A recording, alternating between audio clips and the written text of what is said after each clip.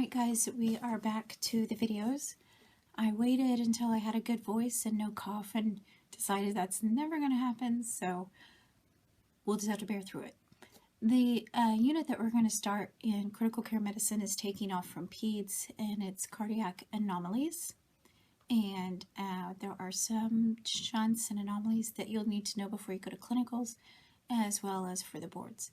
There are 3 main shunts that you guys know about, and so we're going to be adding to those. There's so many things that can happen with the heart, it's crazy.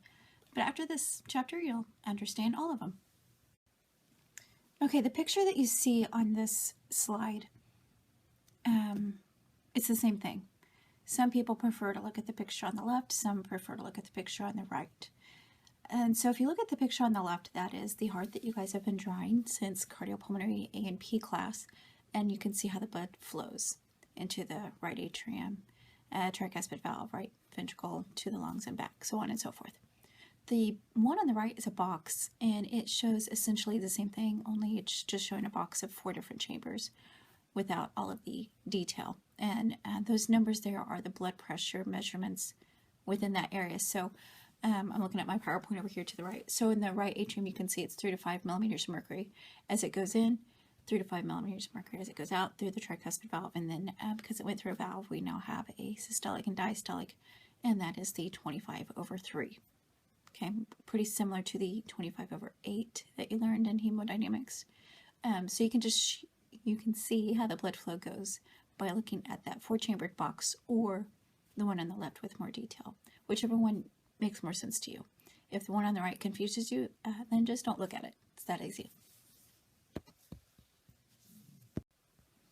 I'm sure you're wondering, am I going to have to know all of the blood pressures of the 4 chambers of the neonate? No, you don't. I was just talking about the numbers so you knew how the blood was flowing through there. So I'm going to digress to the last slide. You don't have to know those numbers. This next slide, you already know the answer. The 3 shunts, you should know them. It's ductus venosus, ductus arteriosus, and foramen ovale. You guys should have those down pat and know where they are. If not, you can come find me. Okay, this slide talks about classification, meaning what color is the baby? Is the baby blue? Is the baby pink? And we can see which way the blood is flowing based upon the color of the baby. So if the baby is cyanotic, we can assume safely that the blood's not going through the lungs because the baby's blue, it's not getting oxygen. And that would be a right to left shunt. So I know this is a mirror image, but for me, this is my right side. And so if the blood goes to the right side, let's say through a foramen ovale, that means the blood's bypassing the lungs, not getting oxygen. That baby's going to be cyanotic.